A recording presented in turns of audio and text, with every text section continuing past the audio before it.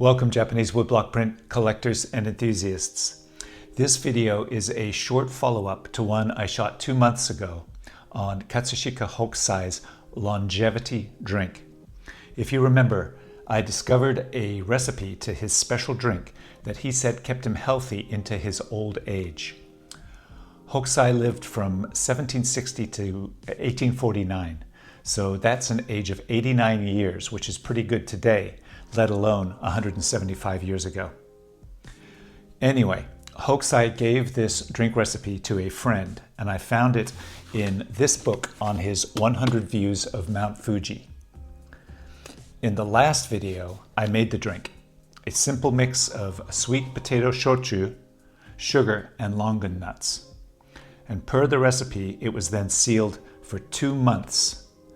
Today, I'm going to open it up for the first time and do a taste test. Here we go.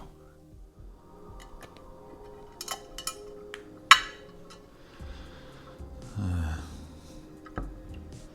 right, let's try not to spill any.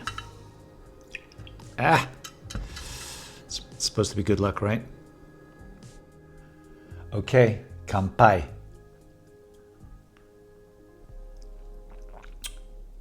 Whew.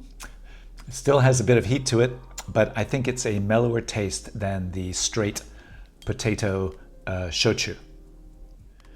To live a long and illness-free life, he said to have 2 cups in the morning and in the evening. And I think there's a great opportunity here for a shochu company to make a small batch of this drink with Hokusai's name on it. Just remember, you heard the concept here first.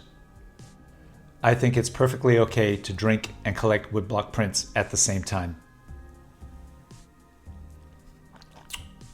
Happy collecting.